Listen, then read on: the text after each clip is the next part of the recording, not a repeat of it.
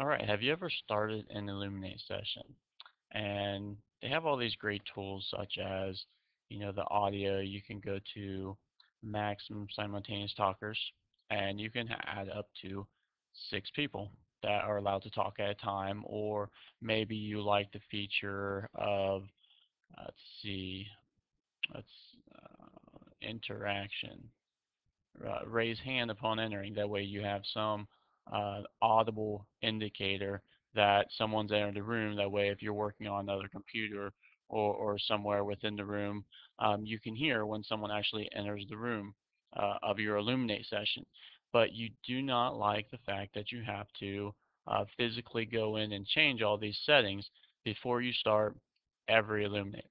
Well, there is actually a way that you can do that, and that's what I'm going to show you now. What you would need to do is you would need to actually log into Illuminate, and I'm actually already logged in as soon as I can find it. Okay, here we go. And this is what you see when you log into Illuminate. What you want to do is you want to click on this Utilities tab. So we're going to click on that, and then you're going to have the option of Session Management. Now, if you do not have this option, you want to let me know so I can contact the tech group so they can get that added for you. I've noticed that there are some teachers that for some reason do not have this, but just let me know and I can get that taken care of. But then you want to click on the meeting. And what this is going to do is it's going to take me to my specific meeting rooms within Illuminate. So for example, I have several meetings that I've set up. I have an Algebra 2 meeting room. I have a Spiritual Fellowship Club meeting room. Um, I have a Professional Development meeting room. So I'm just going to click on Meeting Session, and I'm going to click on Accept. So basically, it's just going to show all of my Illuminate sessions that are open at this time. So you can see right here, I have Algebra 2. I have my Illuminate PD room, Professional Development room. I have Mr. Hammond's Math. I have, and several others that I have here. Now, I have actually went through before recording this session and deleted some, so you may have a lot of meeting rooms here. What you want to do is kind of pay attention to the date. So, for example, I know that all of mine are the end time is 2011. So I'm looking at all of those. So I went through and actually deleted all the ones I didn't need um, prior to. But what I'm going to do is I'm going to click on the Algebra 2 meeting room. So before you can change any of the settings within any of them, I'm I'm using, we'll take a look at the Algebra 2 meeting room for myself. And you can go over here to the right and you can see all the settings off to the side that there are. Now, they're not highlighted, so you can't really see them real well, and especially in the recording, you may not be able to see them very well. But once I go up here, there's the option to edit. There's an edit button.